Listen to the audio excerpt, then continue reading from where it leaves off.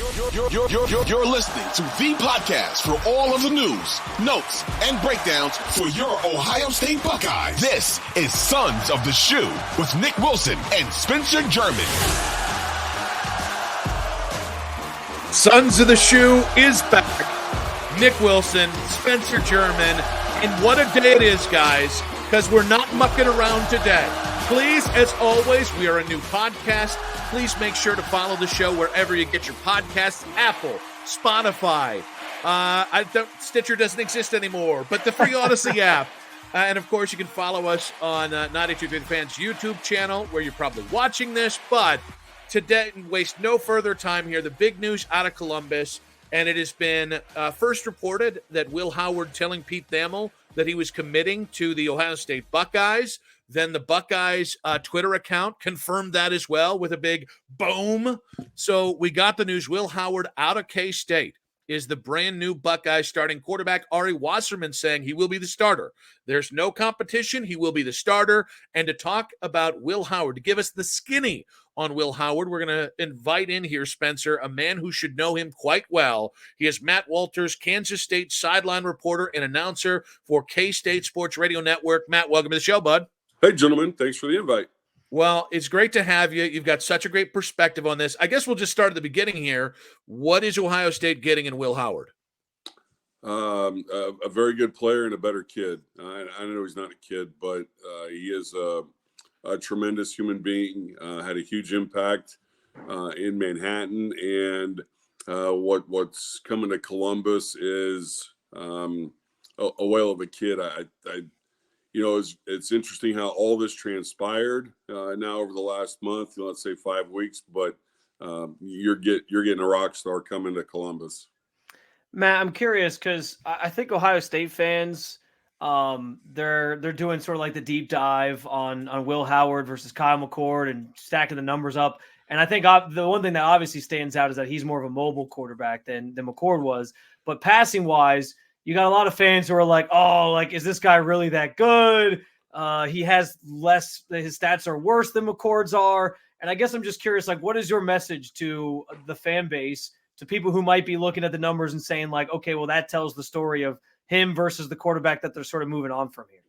Well, as we were getting set up, I'll tell you what went through my mind. And in a very short amount of time is, I got a feeling that Buckeye Nation is looking down on this because how dare they go to someplace like Kansas State to get their starting quarterback? Yeah, probably. I think that's fair. Now, living here in the Midwest my whole life, I'm happy to share my thoughts on Buckeye Nation and what Ohio State football is. But be gentle. Be gentle. With that being said, I mean, Ohio State football, it is what it is.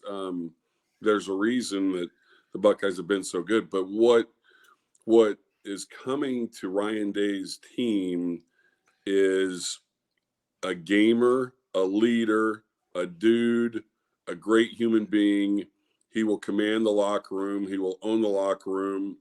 And if he got a little dinged up, in this last season at K-State, not badly, but all things being equal, I think if he stays healthy, he is a better quarterback than Kyle McCord. You're getting a guy that can latch on to the offense right away. He's a glue guy. I can keep going, but you're getting a heck of a guy. I'm not surprised that it's happening this late because I think Will was still waiting to see if he was going to get invited to the Super Bowl. I personally thought he would not go anywhere else and would get into the NFL draft, but because that Senior Bowl invite didn't come, I think this was the next best option. He talked to USC. He talked to a million people. Lane Kiffin. I don't think he would have fit in Oxford whatsoever. But great landing spot for him, great family, and again, he's a heck of a quarterback. So one of the talking points here, you mentioned the stats, you mentioned the injuries. We kind of have been selling the mobility, and I watched a little bit of K-State. In terms of his mobility, is it functional mobility, or is this a guy you can run RPOs with? Like, Yep, what level of ability can do offensively with his run game? he can run it. When you're a quarterback at K-State, not not saying you guys don't know this, but again, Buckeye Nation, K-State football is better than you think it is.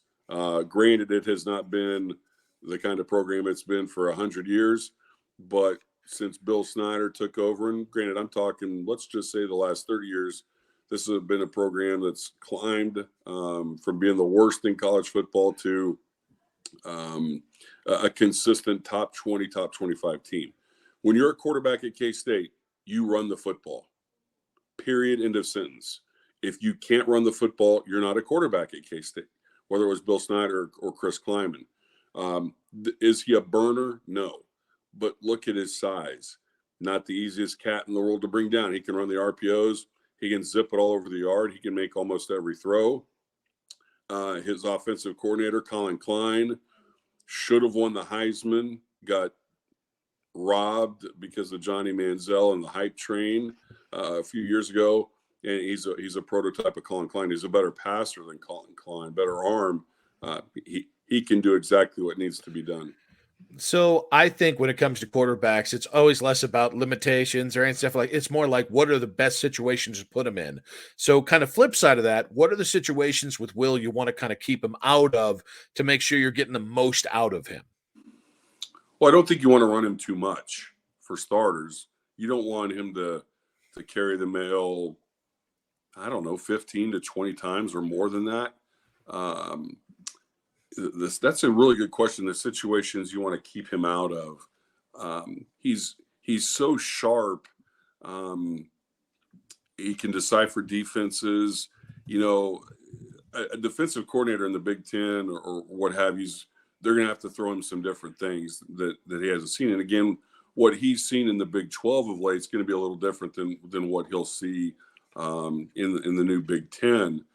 He's going to catch on real quick. Again, he's not going to labor in terms of a lot of defenses. Now, yeah, maybe a Michigan can give him some things, or incoming Washington might give him some things that throw him off. But it's not going to take him long. Again, you're not getting a recycled quarterback. Okay, you're getting a frontline guy that has is he a prototype NFL guy? Yeah, maybe a little shy of that, but because of his size and what he can do, he's going to have a chance to play in the league. Matt, I'm not as familiar with the full personnel of K-State that was around Will Howard. I've caught some of them over the years that he's been there. Like Nick, I did watch a little bit of the Pop-Tart Bowl, which we do want to get to here at the end of this conversation. I think. Don't ask me about trying it because I didn't. It was gross. I wasn't going to do it. Well, we'll find about 12 more questions on that one. But I am curious. Like, what do you think the level of just skill players that Ohio State brings to the table for him? Like, how much more do you think that can unlock in his game, given what he's coming from into what he's joining when you have these top flight recruits like Jeremiah Smith, who's coming in this year, Carnell Tate, Emeka Egbuka, possibly Travion Henderson coming back? Just what do you think that'll do for his game? Ohio State gets more of the 5 stars, more of the 4 stars. So those type of athletes are going to make him better. He did not. No offense to what K-State had this year. K-State had a solid receiving corps. They don't have a Marvin Harrison. I don't know really many people that do. That's going to help. He had a few more playmakers a year ago, and in the last couple of years than this year. So I mean, okay, when you have a lot of the dudes that Ohio State has, that would make you a better quarterback, Spencer. So yeah, I mean that's what. I digress a bit, but when you look at recruiting, okay, yeah, Ohio State, Georgia, Texas, they get different kinds of dudes, but I will submit to you that K-State is right there when you talk about developing a guy, whatever the position is, K-State is right there. I don't know, no offense to Ryan Day and company, how much they develop guys, don't get me wrong, but I think you understand my point. They got guys that are unrealistic, or that's not the right word, unbelievably gifted, that when they come to Columbus, yeah, they're going to the league. You know that already. They get a little bit better. They get a little bit bigger, stronger, faster, the whole 9 yards. But I'm telling you, what Kansas State has done over the years is they're a developmental program. They don't have the NIL wherewithal that Ohio State does. They don't have a lot of the things, but they still win 8, 9, 10 ball games a year. So Will Howard is advanced and he's smart. He's not the quarterback K-State has now. You know, his backup he was the fastest guy on the team. And Avery Johnson is going to be a dude that you guys are going to watch and maybe a first-round pick before long. But I am very happy for Will Howard and what he's going to bring to Buckeye Nation. Matt, I'm going to ask the dreaded two-parter, right? This is what they say in broadcasting classes don't do. But I'm curious. I'm going to think you're a better broadcaster just because you are asking it. I'm snubbing I'm right in big broadcasting's face with this one. What was he like in big games? And I also think, you know, if Ohio State fans want to watch a game or two to kind of figure out and get a gist of who he is, what would good games from the last year be to watch? I would encourage you to watch the last 2 years because, again, the playmakers that K-State had in 23 were different than they had in 22. Again, knowing where Buckeye Nation is in terms of how they view other college football programs. If you've never heard of a guy named Deuce Vaughn, that guy was a game changer. He was awesome. Will had K-State, I will tell you, had, if not the best, and the Bowers kid from Georgia's, that guy's a dude. If Ben Sinnott isn't as good as that guy, he's right behind him, and he's going to play in the league. I think Ben Sinnott could be a Gronkowski kind of tight end at the next level. Maybe not. He's not as tall, not as fast, but go back and look at the 22 games and then in the 23 games. Okay, K-State lost 4 games this year.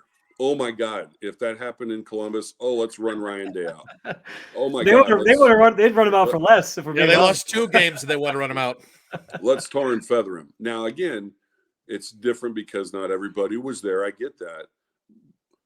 Kansas State lost to Missouri on a 61-yard field goal in Columbia. A 61-yard field goal.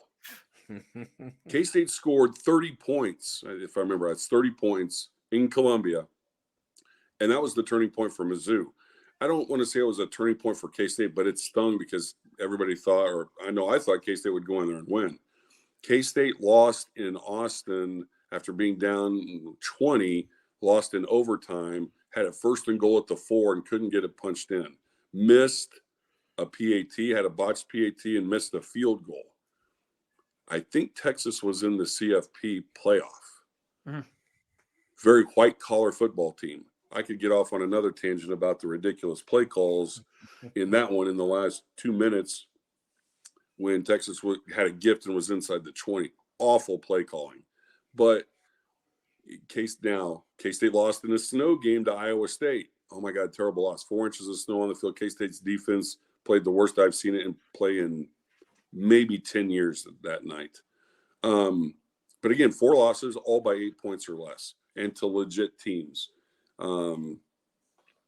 So offensively, don't just look at a 1-year snapshot, look at 2, because what Will Howard was when he stepped on campus in Manhattan to when he walked off the field that snowy night after losing to Iowa State, light years ahead. Everybody knew he would be a player, but he wound up being much better than I thought he was going to be.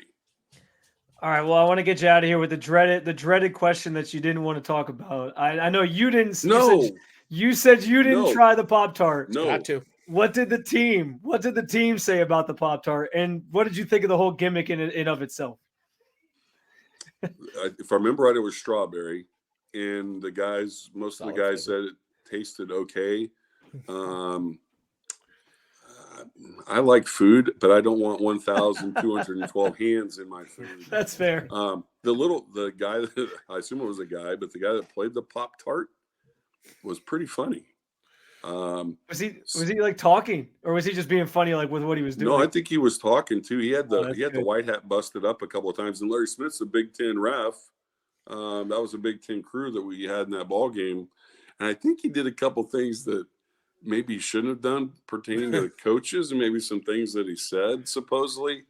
I stayed away from the dude. Those things kind of creep me out sometimes. Fair. It is what it is. I mean, I want to know how much that guy got paid to stand on top of the toaster and drop down in and so forth and so on. But I would have paid to do it. Well, I was going to say my take on the whole thing was like nobody had a better bowl season than Pop-Tarts, because they announced that mascot like months ago and people were talking about it. They're like, oh, what's this going to be? And then people were waiting for the video that went viral of him jumping in and the Pop-Tart coming out. They were waiting desperately for that. I literally went to the gas station the other day and I was like, you know what? I'm craving Pop-Tarts because I've been talking about this damn Pop-Tart bowl for a couple of months. So I'll tell you that I give them all sorts of credit for creative. Yeah. And when I think about the time I've spent with you two, Spencer and Nick, my guess is of the two of you, Nick would play the Pop-Tart dude and Spencer, you would not. Yeah, I would. I'd be the fattest Pop-Tart you ever saw, but damn it, I'd pull it off.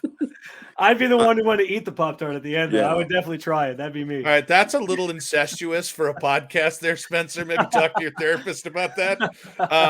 Matt, really great stuff, man. Appreciate your time. You did this on short notice today. We appreciate that, man. And listen, that is a hell of a program. The coach is a hell of a coach, and we're excited to see what K-State does in the future. Yeah, I'll tell you, guys, I appreciate the invite. No problem on short notice. You know, K-State and Iowa State played in a bowl game not too terrible long ago out in Arizona. And living in Kansas my whole life and being a K-State guy, the journey for Kansas State to get to play a team like Ohio State and some of the others, it was awesome to play NC State last week. But why don't you guys, I think, carry a little bit of weight and have some moxie. Let's do a home and home. Okay. Let's get a home and home lined up. I love it. And here's why I say it, and I'm being selfish, because the one time that I was in Columbus, Ohio was in the summer, and there was little kids football stuff going on at the shoe. And the people I were with, a couple of baseball friends, we wanted to get a tour of the shoe. We just wanted to step inside, step on the turf. I'm not going to begin to tell you how we got treated. Do we have to talk to people? Yes. All right. So let's get a home and home done. I want you guys to come see what it's like here in Manhappiness and the Little Apple, because we do it right. We tailgate as good, if not better, than anybody in America. So, and I'll tell you what, I will take care of the two of you if that happens. You won't have to pay a hotel. You can stay at what I call poverty bottoms if you come to Manhattan. All right.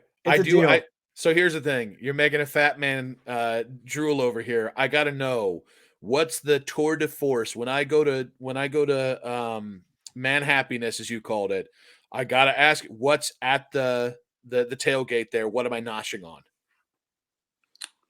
Anything from the right answer. Cheeseburgers to it depends, breakfast, but also some damn good barbecue. That's what I was waiting for, the barbecue. That's what I was waiting for. I love the sound of that. Hey, Nick, I want to tell you something. My wife and I, we have the greatest dog on the planet. He is an old English bulldog, and you drool worse than he does. I'm telling you, man. I haven't had an ounce of sugar since Sunday. So if that Pop-Tart was walking through my living room right now, I'd go carnivore on his ass. He would not stand a chance. I just wanted to say, Matt, I don't know your dog yet, but he already sounds. I would take him over Kirk's dog, I think. Oh, he's an old English bulldog, 71 pounds, and he would take out Herb Street's dog any day of the week. I love it. For a second, I thought Spencer was saying he would take the bulldog over me, and I was about to get pretty pissed off here. I don't know if I can do a good podcast with a dog, but it goes without saying. He did say that. Yeah, dogs are better than me. I've always said that. Matt, great stuff, buddy. Appreciate you. Appreciate you, man. Boys, take care. Yeah, we'll take you up on that offer. If it happens, we'll be soon. there. Yeah, let's hope. Appreciate you, my man.